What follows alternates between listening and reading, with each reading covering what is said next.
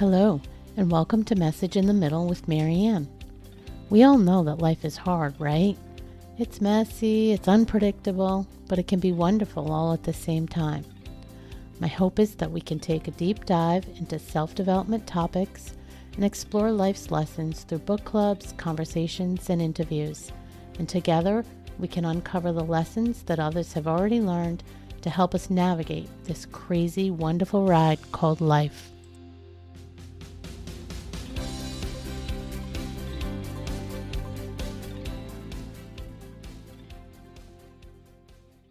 Hello and welcome to Message in the Middle with Marianne. I'm your host, Marianne, and today I have Emmaline Howard joining me. Emmaline understands a thing or two about chasing unsustainable and unhealthy fad diets or yo-yo dieting, and she wants to share what she's learned to help people build confidence, overcome disordered eating, and enjoy their life more. She tries to make fat loss simple and make people realize that it's the small wins that amount to big change over time. Emmaline will be a certified online personal trainer and nutrition coach in early 2024. But for now, she's sharing knowledge, inspiration, and recipes on social media.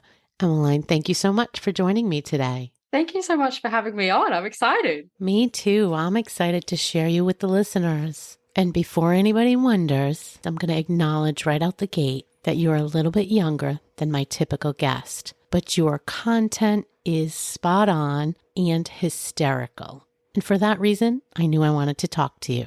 And when I say hysterical, guys, I mean hysterical. Her delivery is hilarious, which I suspect is why you have very quickly gained, 200,000-ish followers? Yeah, 175,000-ish in about 4 months. Who's counting? Yeah, someone said 200,000 the other day. I'm like, I'm not there yet. But close, and it's been quick. And I obviously encourage people to check you out. Your delivery, again, is just hilarious, and we'll get into some of that. But for now, I'd love it if you could kick us off and just share some of your backstory so people understand why you can relate to this content so much. Yeah, I'd love to. So basically, about 7 years ago, I decided I needed to lose some weight. So I was the sporty kid in high school, and then I got out of school, stopped doing all activity, stopped having my parents cook for me, gained a heap of weight. And I was like, I need to do something about this. I don't feel very good anymore. And then I didn't really know where to go for information because it's very hard to find good and reliable information out there. And so I tried lots of different yo-yo dieting and fad diets and things like that. And I would just gain weight and lose weight and gain weight and lose weight. And I did that for several years. I think I gained and lost the same 20 kilos like 3 times in 5 years.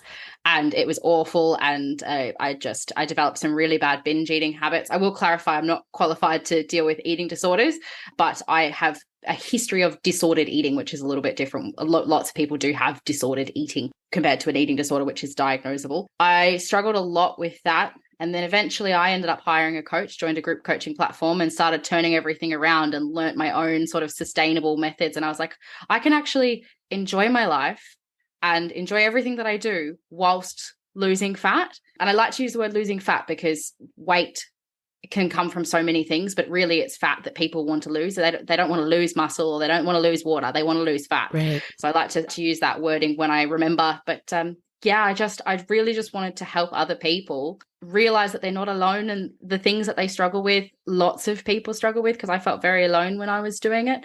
So I just wanted to help other people with that. So I started my social media a few months ago. 2 of my best friends are online coaches, and they both run successful social media accounts with a lot of the same messages that I do. I focus a little bit more on eating behaviors than they do. We all sort of have our niche, but they were pushing me. They're like, you're studying. Why don't you start building an audience now and start helping people now and get the hang of it? And then you can slowly build. And then obviously the slow build turned into a very rapid build. And now I'm trying to get my feet underneath me so that I can really help people and get this coaching underway. But that's sort of how I ended up where I am. I was fortunate enough that when I started, I fell in love with the gym. So training, I was very lucky to enjoy for most of my years, but food is something I've definitely struggled with. I think that most of the listeners will be able to relate to that, especially the part about losing and gaining the same weight over and over again. I think many of us have been there. And I don't know if you caught it, but I started to laugh a little when you said how it social media just kind of took off, because I want to start there. I want to set the stage for people on, I think, probably one of the biggest or most popular reels you put out there, which was around volume food, Yeah. right? Volume foods. I know it took off like wildfire and spread, and you got a lot of feedback, some not so positive, but most really, really positive. Share that message with us, and then we'll just start there. Share that message with us. Yeah, so that one I didn't expect to go. I knew it was a good message, but I didn't expect it to do what it did. It's up to across the board nearly 5 million views across all my platforms. 5 million. Yeah. 5 million. I actually just reposted it yesterday because I think it's a good message to get out there at Christmas. Yes. But basically, the idea is that if you eat more high volume food, you will be fuller. So lots of people, when they're trying to lose fat, they're like, what can I eat to be full? Because you start picking at all these different things and you're so hungry all the time. You're like, why can't I be full? Because obviously you're on lower calories trying to lose fat. So by eating some more food, you can fill the space in your stomach. So high volume foods are foods that are lower in calories for the amount of space that they take up in your stomach, which are predominantly fruit and vegetables. The only exception that springs to mind would be an avocado because it's very high in fat and fat is not very low calorie. But pretty much every other fruit and veg would come into the category of high volume food. So if you can fill your diet with a lot of high volume foods, you will feel fuller, but don't cut out anything that you love. Just put them in there as well to help you feel full. And then rather than going to eat the whole block of chocolate, you'll have a full stomach and it's easier to eat less of the chocolate. So you still get to enjoy what you love as well as feeling full. And if people can just sort of picture this in their minds, because most people will just listen to the audio, right? So, but the visual around this when you did your reel was, yeah, she had this big bin, right? Or this, I don't know, this big square container, right? A container, just a plastic container, yeah. But it was big. And you showed that, I think it was probably M&Ms or something similar, right? Yeah, I think it was about 20 M&Ms was like 100 calories. And then you just kept basically throwing in the handfuls of lettuce until it was like this big overheaping pile of lettuce. Yeah, it was the same calories. So it was a big container. I threw in, I was like, this is 100 calories of M&Ms that you're not going to be very full when you eat this. And this is why you're struggling. And then I got this huge bowl of lettuce and I just tipped it straight on top. It fell everywhere out of the bowl. I'm like, this is 100 calories of lettuce. And the thing that the negative feedback I got was all about the lettuce. Apparently lettuce was really irritating to people. And they said, lettuce won't fill me up. But I was like, the message is volume foods. Lettuce is just an example. Right. It's just an example. Anywhere you can do that and take a lower calorie, high volume food, you're going to feel more full. I know for me, when I was trying to lose a bunch of weight, one of the things that I ate often was just air popped popcorn for a similar reason, because you can eat, a big bowl of that and feel like you're snacking. Yeah. Not that, you want to encourage snacking all day, but we all have those days, right? Yeah. And so you can encourage the ability to have something that's not really going to throw you off plan, but you still get that feeling of having those snacks or that ability to snack. You get the snacks. And so much of food is about like the way it feels when you eat it, and like you get the crunch out of the popcorn. And this is why I personally really like big salads and like iceberg lettuce, because it's crunchy. Yeah. And then it's important to not just have a big bowl of lettuce. You fill it with like some fats and some proteins. Proteins are really important as well. So filling it with everything. So your high volume food alongside all the other important parts of your diet. So it's not about eating it on its own. It's about including those foods to help you hit your goals. Yeah. And the other thing and you just said it, but just to reiterate it, your message is not don't eat the M&Ms. Your message is pick your spots. Please eat all the chocolate. Yeah. Pick your spots. Again, if you're watching the content that you put out, you've done some would say maybe silly, but they get the message across that you've eaten baked goods and lost weight. I mean, the point is that we don't build our sustainable lifestyle around cutting out all the things we love. It's never going to work. So pick your spots, put it where it works, plan for it, and then fill the rest of your diet with healthier stuff that will really support your needs, your body's needs. I like to say some food is nutritious and some food is delicious, or some food is for the body and some food is for the soul. And it is very important to include food from both areas, because if you're only eating like food for the body that is nutritious, you're going to be miserable. But if you're only eating food that is good for the soul and tastes amazing, you're also going to be miserable because you're not hitting your goals, and eventually you won't feel very good physically because you're eating a lot of stuff that isn't very nutritious and it doesn't fuel you very well. So it's important to have both for overall health, because mental health is just as important as physical health. Yeah, in fact, I would say, just from my own journey and many people that I've talked to, the mental health and the mindset part is such a huge part of it. I mean,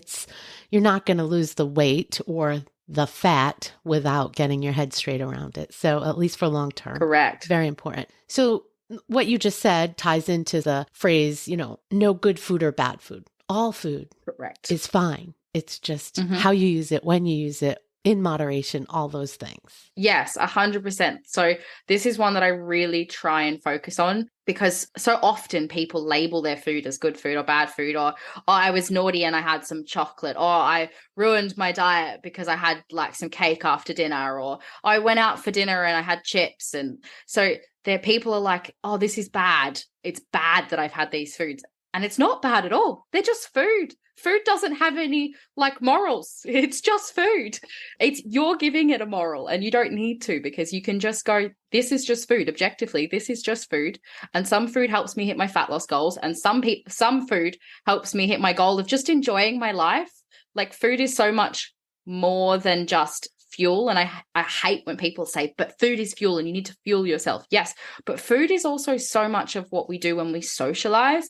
And it's very, very important that you're not like skipping out on meals, because I did this a lot on my journey. I'd be just like, no, I'm not coming out for dinner with my friends. No, I'm not going around to mum's for dinner. I'm not doing any of that because I can't track it and it doesn't fit my calories. And you miss out on making so many good memories, because you can always get back on your fat loss goals tomorrow, but you can't get back that time with friends and family. So it's very, very important not to think of food as good and bad. It's all just part of life, and different foods will help you reach different goals. I couldn't agree with that more. Let's dig into a few of those different food groups, because I'd love to get your thoughts on, well, I'll do a couple, but let's start with protein. So everyone, well, probably most people know protein is pretty critical. Most people don't get enough protein, and that's often why we look for additional food, because we still feel hungry, and we actually, if we amped up the protein, we'd probably be in a better spot. But I think a lot of people struggle with understanding how much protein, or realizing exactly how much protein they need. Help us out with that. Yeah. So everyone is going to have a different goal based on what they're trying to do.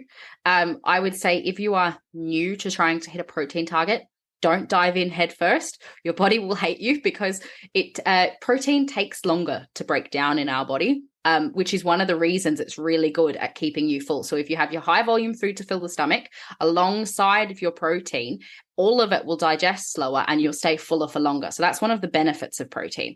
It will help you not only stay fuller, but stay fuller for longer. As far as how much you should be having, for a beginner, try and aim for 1 gram per kilo of body weight. That would be a good starting point. Try and work it up to 1.5. I would say for someone who's like trying to hit a fat loss goal, or even weight training, anything like that, the ideal range would sort of be 1.5 to 2.2 grams of protein per kilo of body weight per day. For example, someone who, let's round it out to an even number so I can do the math. So let's say someone who is 100 kilos, start trying to aim for sort of 80 to 100 grams of protein and build it up from there, and maybe try and get to maybe 140, 150, around the 1.5. If you are like more overweight, you don't need to go for quite so much per kilo of body weight. You don't have to dive in. It's just something to work on building over time, and it will help to keep you full. So 2 things. As you were trying to do the math, I was trying to think, how many kilos in a pound? How many pounds in a kilo? 2.2, roughly 0.5 gram per pound.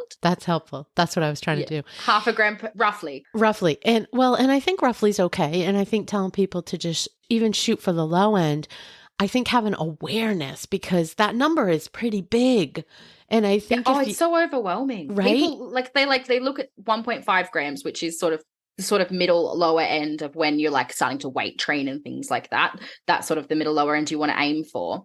And they go, Oh my gosh, I'm going from never having tracked my protein to trying to hit 140 grams of protein in Yeah. a day, and it's so overwhelming. Don't start there. Just start tracking, see how much you are Yeah. eating, and try and add 5 or 10 grams. And then in a week, try and add Yes. another 5 or 10 grams, and spend a few weeks and a few months building up to sort of the number that you need to hit. Because as I said, it's slower for your body to digest. So you won't feel very good if you go straight from 50 to 150. So it's important for that reason to build it up. But don't put pressure on yourself. Everything takes time. That's such a great tip because I think you've seen this, I've seen this, we've all done this. We set ourselves up for failure, right? Instead of just saying we're going to add a couple of grams or we're going to try 5 minutes of exercise a day, new or whatever, we go, nope, I'm going to exercise 7 days a week for an hour and a half, or I'm going to eat 150 grams, right? It's just, you're setting yourself up for failure because even if you do it, it's going to be short term. You're not going to probably do it long term. Exactly. I actually did a video on this the other day that I said when like a few years ago, I worked in a supermarket, and they said when I started, they trained me for one department. I was just stacking shelves. And then once I got the hang of that, they trained me for registers. And then once I got the hang of that, they trained me for online ordering. And a year later, I'm trained in 6 departments. But if they had have tried to train me in 6 departments in my first week, I would have been so overwhelmed that I would have quit. So why do we do the same with our fat loss journey where we try and learn every new skill that we have to do in the first week? Don't try and hit your step target, your water target, 5 workouts, your protein target, your calorie target. Don't try and do it all in the first week. Pick 1 or 2 things. Go, all right, I'm going to do an extra 1,000 steps a day this week, and I'm going to drink an extra glass of water. And then next week, I might start counting my calories and seeing what I eat there. And then the week after, if I've done all 3 of those things, maybe I'll add some workouts in. So just build on it over time. Yeah. And even the week, right? I mean, the week might work for you. You might need 3 weeks at each step. Exactly. But you exactly. do you, I just posted something about that, right? Do what works for you. You have to find this path on this journey for yourself and one that you can sustain. So you have to really do what's going to work for you. I want to go back to the different categories of food. So we hit protein. The 2 others that I wanted to hit, because I think there's a lot of information, conflicting information on carbs and fats. So tell me your thoughts on those. I'm still studying nutrition, so I'm going to touch on the very basics of this, of what I know. When it comes to fat loss, calories are king. So if you stick to your calorie deficit, you will lose fat. Protein is important for helping you stay full, helping you retain muscle. Fats are really important for hormones. So they keep a lot of our hormonal functions going. So you don't necessarily need to have a target. You just have to be conscious of not letting them drop really low, which would be sort of under 50 grams a day. I would try and keep it up like that. Especially for women, it's really important to keep your fats just at a normal sort of level for your hormones. And then as far as carbs go, carbs are our body's preferred fuel source. So if you're eating carbs, that's what your body's going to burn first for energy. So this is why when people try and cut out carbs, initially they just crash because that is their body's preferred fuel source. And it doesn't matter whether you're getting your fuel from fats or from carbs, because obviously if you don't get them from carbs, your body will it'll start turning other things into that energy. So we'll eventually use those fats, but your body's preferred source is the carbs. So you don't have to really worry about it when it comes to fat loss. Try and hit a calorie target, try and hit a protein target. Don't let your fats drop too low, and then just eat what you like. Some people like high fat diets, some people like high carb diets, and it doesn't really matter when it comes to fat loss goals. It's only if you've got very specific goals that I would start worrying about the other macros. Just eat what you enjoy and don't worry about counting those. Yeah, eat what you enjoy within the range, keep the protein up. And I think the reason I wanted to hit on the carbs and fats is because especially for women my age, the messaging has been different throughout the years. But for many years, it was absolutely not. No fats and no carbs, right? So for many of us, we have to kind of undo that messaging and realize, and lots of folks that I've been talking to in nutrition space, they say the same thing, that fats and carbs are important to our body. Correct. So we do need them. Protein's really the focus, and that's what you need to really try to push. But you have to keep the fats and the carbs in there as well. So I think that's important for people to hear. Let's talk about, you said calories are king. Let's talk a little bit about calories, because I know one of the things that you talk about is that often people don't really know how to calculate calories for weight loss or for maintenance. So talk a little bit about that message. Yeah, absolutely. So when it comes to counting calories, I know it's very overwhelming at first, but if you want to calculate them, you need to understand what a deficit is, what maintenance is, and what a surplus is. So maintenance is the amount of calories your body burns in a day without gaining weight or without losing weight. So that is your body's sort of natural sort of number. It is a range. It is not a set number. So people are like, oh, I've gone over my calories by 50 calories. It doesn't matter. Your body works in a range. You don't burn exactly the same amount of calories to the calorie every day. It's sort of in a range. So let's say your maintenance was 2,000 calories. That is what your body needs on a daily basis to stay the same. If you eat less than that, you will lose fat. And if you eat more than that, you will gain it. Now, if you eat more than that for one day, you're not really going to gain it. You would have to repeatedly do it over and over and over for an extended period of time. The same as if you eat less than that for one day, you're not going to drop a heap of fat. You've got to do it consistently for a longer period of time. When it comes to calculating it, you can literally just jump onto Google, type in TDEE calculator. Most of them are pretty good, and it will help you calculate your maintenance. So your TDEE is your total daily energy expenditure. So that's all the things that make up what we need in a day. Most of it is just what our body burns from existing. And then a bit of it comes from the thermic effect of food. So that's the calories we burn just digesting food. A lot of it comes from our NEAT, which is our non-exercise activity thermogenesis. These are all very fancy words, but that's just what we do, like our normal movement. So that'd be fidgeting, just walking about during the day, things like that, just general normal movement that we don't think about. So non-exercise. And then you've got your EAT, which is your exercise activity thermogenesis, which most people are like, I can burn off all the calories, but that only makes up about 5%. 5% of what you burn in the day. So about 70% is made up of just what your body needs at rest. So your exercise makes very little difference. So that's everything that makes them up. So your TDE calculator will calculate your natural rest. Roughly, as I said, it's a range. It's just a starting figure to give you somewhere to start. And then from there, you want to take off 300 to 500 calories for a deficit. On average, a 500 calorie deficit, you should lose roughly a pound a week, but that is like vague. Like there's a lot of stuff that goes into, but for most people, that's a nice sustainable amount where they're like, oh, good, I'm seeing progress, but they're not really starving all the time. Where people go wrong is they cut their calories in half and then they're starving and that lasts a week. In terms of a surplus, obviously it's not necessarily needed for fat loss. In terms of muscle building, it can be really good. Going into like 5 to 10% more calories can really help with muscle building, but for most people what their target is fat loss, and that's mostly what I talk about. And you can build muscle at maintenance, or even just a small deficit, you can still build muscle. So yeah, sort of that 300 to 500 calorie range is a good one. I actually have a video on my Facebook and on my Instagram pinned to the top of how to calculate your calories. So I have a video detailing how to do all of that. And one of the things I think you recommend, which I think is so smart, is that, like you said, all these calculators, they're great and they're a starting point, but people need to sort of observe and see what their real pattern is, because often people don't really know what their maintenance number is. So then it's hard to get into what their deficit number really is. So really getting clear on that by kind of watching and monitoring that for a little bit, I think you think is very helpful. Yeah. So like the calculator is good if you're just like, yes, I want to hit the ground running and I want to dive in, because obviously that gives you your rough TDE off or your maintenance straight off the bat, and then you can minus the calories off of that. If you're new to tracking, I would just recommend just start tracking. Don't have numbers, don't have targets. Just start tracking your food, putting in everything, weighing everything, and starting to get an idea of what you eat in a day. You'll learn so much about your food, and some things will surprise you at how low they are in calories, and some things will surprise you at how high they are. But if you start tracking over like probably 2 to 3 weeks, you'll start to get an average of what you eat in a day. You'll know from weighing yourself usually whether you're gaining or losing weight on that amount.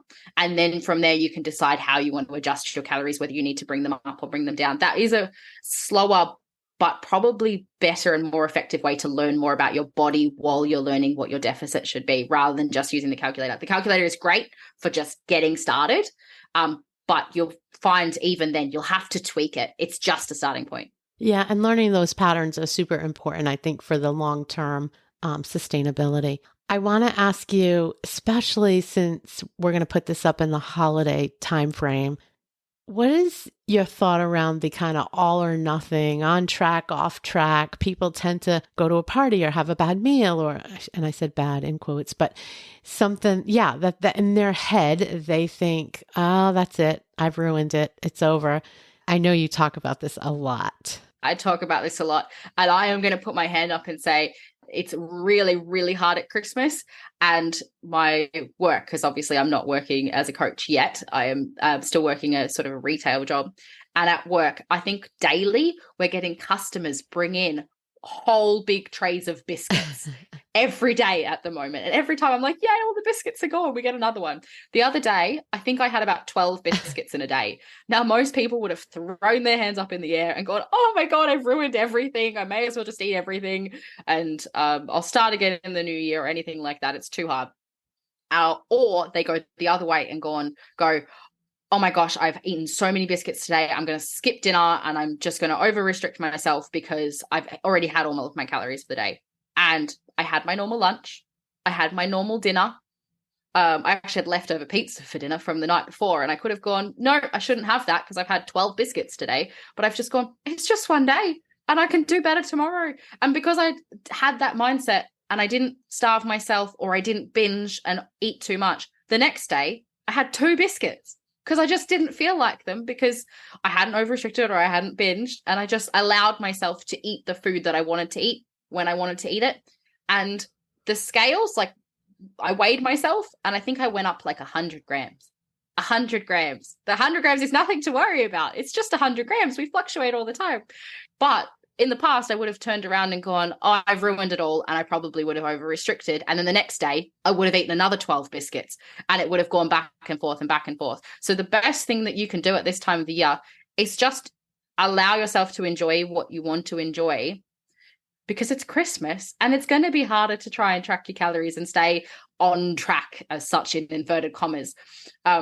Because your goals are different. Your goal at Christmas and in December should be to enjoy yourself. Obviously, you don't want to turn around and just go, I'm going to eat everything. But if you allow yourself, if you don't tell yourself there's bad foods or there's foods that you can't have or that you shouldn't be having, often you feel less of a desire to eat them and you will probably eat less of them naturally because you know, hey, all right, I've had 12 biscuits. I'll see how I feel tomorrow. And then you might only eat 2 because it's okay if you eat them. Well, and your mind won't be so preoccupied on it that you miss out on enjoying the time, right? I think that's key. 100%. If you don't allow yourself to have these foods, I can guarantee you're going to sit there at the work Christmas party while everyone else is enjoying a drink and and you're just going to sit there preoccupied going, oh, I wish I could have a drink, but I told myself I couldn't because I'm on a diet and I can't have a drink or I can't have dessert. I'm just going to stick to my main meal and no mayonnaise for me because that's high calorie. I'm just going to you know what I mean? It's just about, you will get preoccupied because it's about allowing all of these things in. And I know it sounds absolutely crazy because I was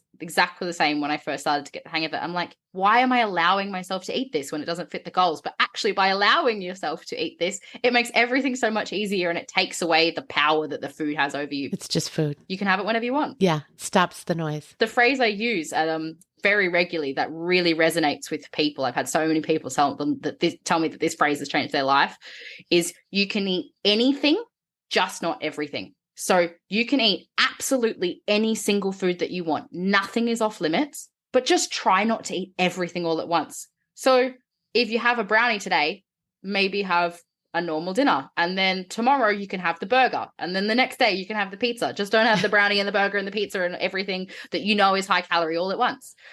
But you can eat it whenever you want. So you don't feel like, because often we feel like, oh, I've ruined my diet, so I have to get in all the bad food today so that I can start again tomorrow. But there's no starting again. You don't have to start again. You can just have whatever you want, whenever you want, and just make it work. That's great advice. Well, as we wrap up, this has been a great conversation. I want to remind everybody, I'm going to put your links out there so everybody can find you.